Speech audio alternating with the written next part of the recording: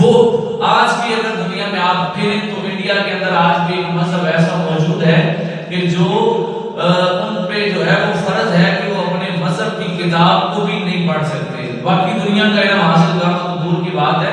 جو اپنے مذہب کی کتاب پڑھتا پایا گیا اس کی زبان کاٹ دی جائے گی. جو اپنے مذہب کی تعلیم سنتا پایا گیا اس کے کان جو ہیں وہ ان میں سیسا پگھلا کے ڈالا جائے گا. یہ باقاعدہ ان کی کتابوں میں لکھا ہے.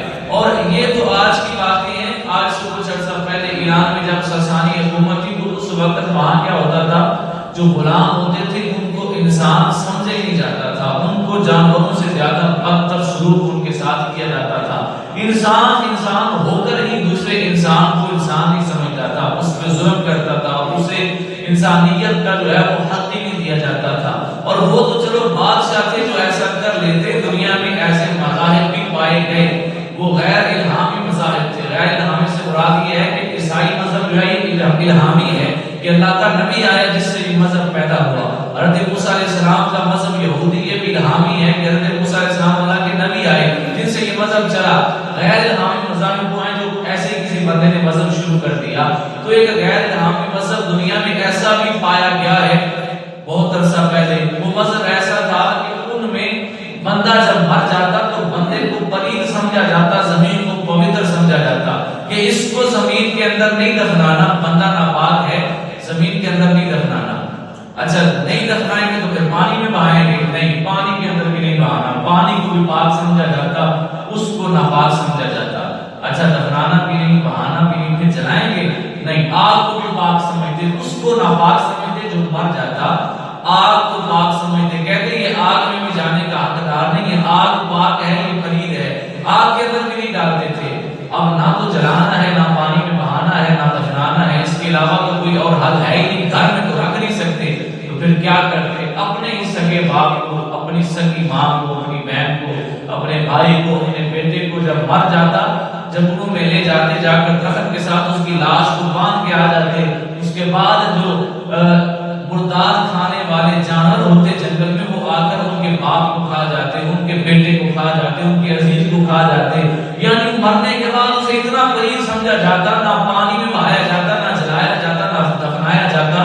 اس کے ساتھ اتنا ظلم کیا جاتا کہ اسے جو ہے وہ جانوروں کے لیے چھوڑ دیا جاتا, اسے جانور آگے کھا جائیں. لیکن اسلام ایسا مذہب ہے کہ یہ انسان کے ساتھ اتنا ظلم نہیں کرتا, بلکہ یہ کہتا ہے بندہ جب مر گیا ہے تو پھر تم اس کی میت کو لے کر جنازے گاہ کی طرف چلو, تم اس کو لے کر 40 قدم چلو گے, اللہ 40 کبیرہ گناہ معاف کر دے گا. تو اتنا اسلام نے احترام آدمیت بتایا, ابن آدم کا اتنا ادب بتایا. یہاں تک کہ ہمارے فقہائے کرام نے اس بات کو لکھا ہے کہ کافر کا جھوٹا کھانا بھی ناپاک نہیں ہوتا, کافر کا جھوٹا کھانا بھی پاک ہوتا ہے, بندہ کھا سکتا ہے, شرط یہ کہ اس کے اندر کوئی شراب وغیرہ یا اس طرح کی چیز شامل نہ کی ہوئی ہو. یعنی کافر نے کھانا کھایا ہے, اس کا جھوٹا کھانا تم کھا سکتے ہو. فقہائے کرام نے اس بات کو لکھا ہے کہ وہ حرام نہیں ہوگا, وہ ناپاک نہیں ہوگا, وہ تم پہ حلال ہے. یہی انسان کا ادب ہے انسان کے اندر, کے انسان کا ادب اسلام میں اتنا کیا جا رہا ہے. حضرت مولا علی رضی اللہ تعالیٰ عنہ کے بارے میں آتا ہے, حضرت مولا علی رضی اللہ تعالیٰ عنہ ایک دن جنگ لڑ رہے تھے. تو جنگ لڑتے لڑتے آپ کا غلام قمر آپ کے لیے بہت ٹھنڈا مشروب لایا, کہا حضور یہ پی لیجئے, مشروب پی لیجئے. آپ نے کہا مجھے دیتے ہو, یہ جتنے زخمی تڑپ رہے ہیں ان سب کو جا کر دو. تو وہ غلام کہتا ہے آقا یہ تو ہمارے دشمن ہیں اور انہیں ہماری تلواروں نے تو تڑپنے پہ مجبور کیا ہے, ہم ہی نے مارا تو تڑپ رہے ہیں. فرمایا دشمن اس وقت تھے جب ہمارے سامنے تلوار لے کے آئے تھے, جب زمین پہ تڑپ رہے ہیں ہمارے دشمن نہیں, وہ انسان ہیں, اب ان کی خدمت میں لگ جاؤ, مجھے نہ پلاؤ, جاؤ جا کر انہیں پلاؤ. تو اتنا اسلام نے درس دیا.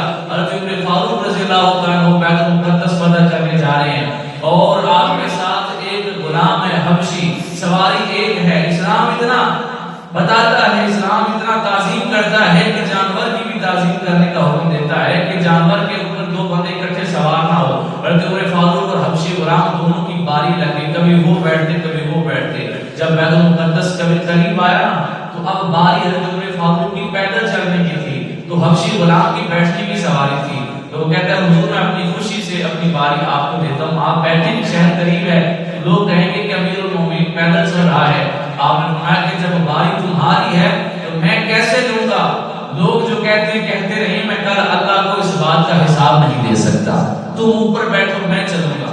جب آپ نے مجبور کیا تو غلام تھا آپ کا، بیٹھا رہا، آپ نے پیر پکڑ کے جا رہے تھے، جب آگے داخل ہوئے نا تو عیسائی کہنے لگے کہ تم تو کہتے تھے کہ وہ قریشی ہے، یہ تو حبشی ہے اور اس کا تو کالا رنگ ہے، چپٹی ناک ہے، تم تو کہتے تھے ہمارا سردار جو ہے وہ قریشی ہے۔ تو مسلمان کہنے لگے ہمارا سردار گھوڑے پہ نہیں بیٹھا ہوا بلکہ جو مہار پکڑ کے آگے چل کے آ رہا ہے وہ ہمارا سردار ہے، وہ امیر المومنین ہے۔ تو عیسائی اسی بات سے ڈر جاتے ہیں، پھر جنگ نہیں کرتے، وہ کہتے ہیں کہ جو اسلام اتنا اچھا مذہب ہے کہ جس کے اندر امیر المومنین پیدل چل رہا ہے، غلام سواری پہ بیٹھا ہوا ہے، وہ اسلام واقعی سچا مذہب ہے، تو سارے اسلام قبول کر لیتے ہیں۔ تو